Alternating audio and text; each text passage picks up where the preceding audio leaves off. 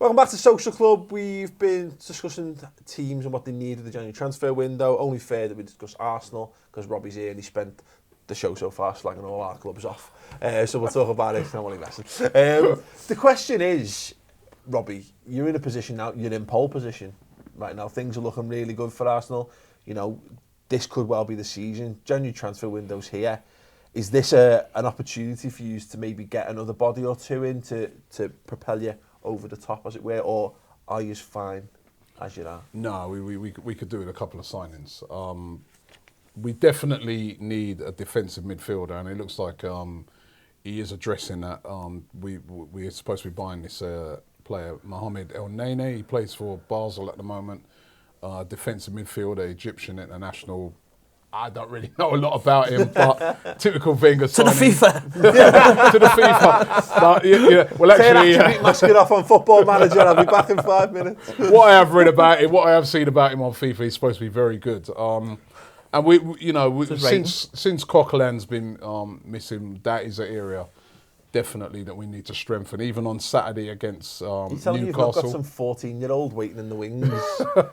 We've ready got to step up. We do have a youngster, actually, a defensive midfielder called Christian Bielik, who's decent, but you need experienced players in there. You know, it's a good old North London name, isn't it?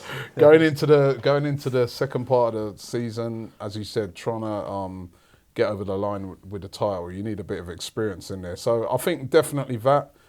It's what else he'll do, I don't know. I mean, I think how Arsene Wenger is going to view that transfer window is if a real top player becomes available, he might go out there and make that deal. Because we've got certain players. Like he's did with Welbeck. Well, yeah. I mean, we've got certain players that are aging players that, you know, will at the end of the season be leaving. Guys like Flamini, guys like Arteta and that. So my thing, I like Isco. He's available at Real Madrid.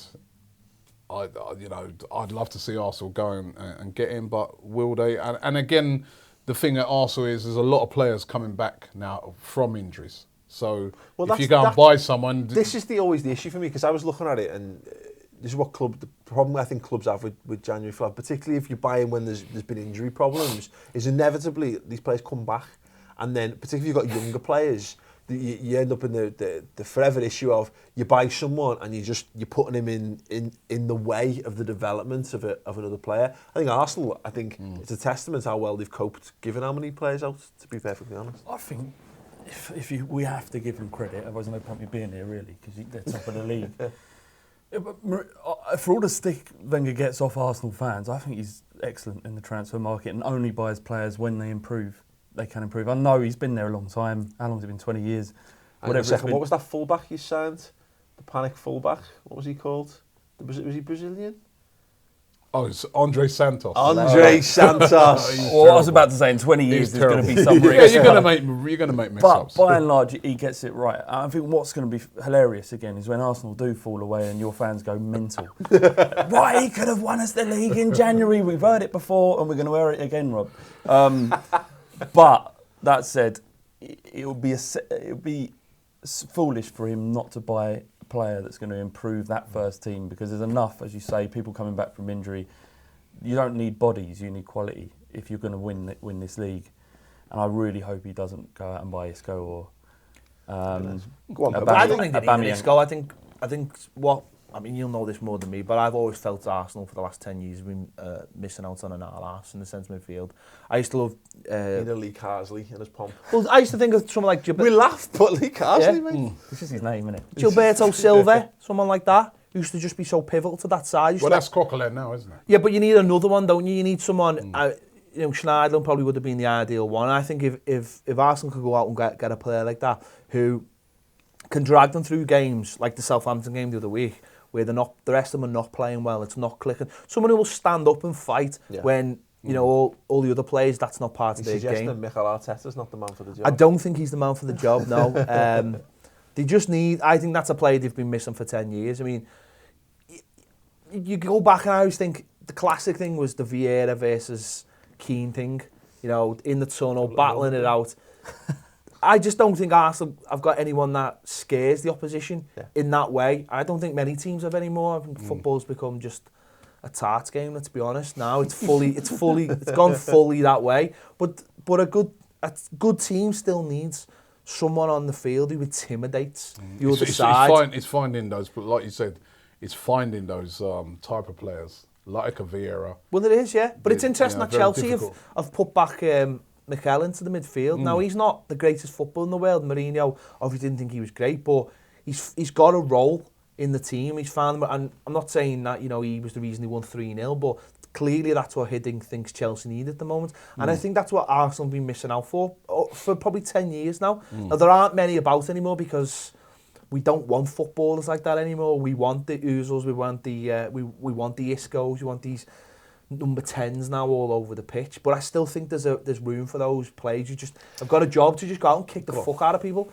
There is one player that would win Arsenal the league.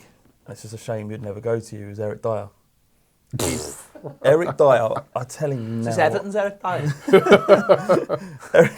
Eric Dyer is Spurs' unsung hero at Tottenham. You ask any Spurs fan, he'd be the one that they pick out as probably our performer of the season. And we found him at right back. Yeah. Well, you know what? We've already got Francis Coquelin, right? So Coquelin, to me, he's an awesome defensive midfielder. If we bring in this guy, as I said, I don't know a lot about him, but he's a defensive midfielder. We bring him in, then that is good cover for those areas. Whether we then need to bring in someone else because, you said Welbeck, but Welbeck's still out injured. And there's been games that we've had recently when I've looked on the bench and there's not much to bring on in that striking position. Alexis Sanchez is coming back from injury. He'll be back this week.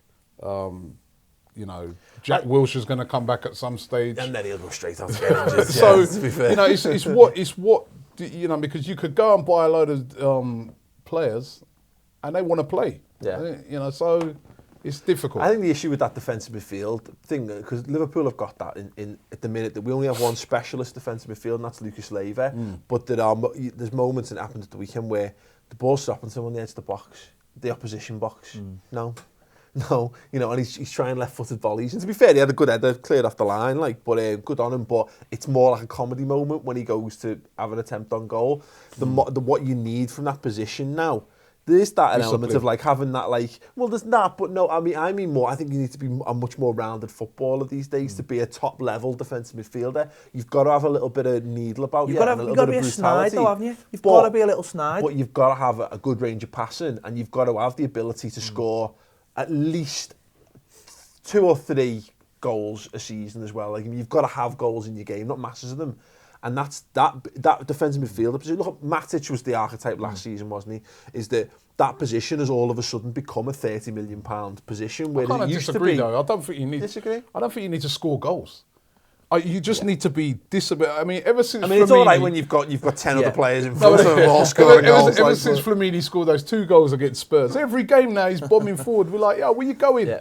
Let's come back. I totally agree. Protect that back four. Totally agree with that point.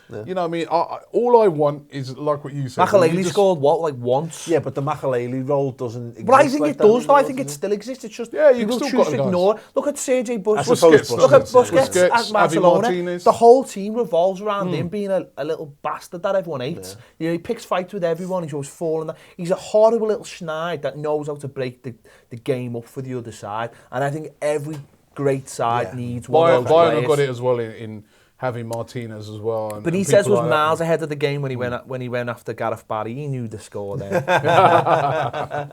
No, it's an interesting one. But this is the thing, isn't it? This is where Arsenal at the minute, fair play, bringing a kid, and he could go on to be amazing, this unheard of player. But I think you look at Arsenal's track record, and look, maybe I'm wrong, and this is the outside looking in, but I think is the past 10 years compared to the 10 years that preceded it, I think he's had more success when he's actually gone and bought proper store-bought good players in recent years. Whereas I don't think he's had as much success with the.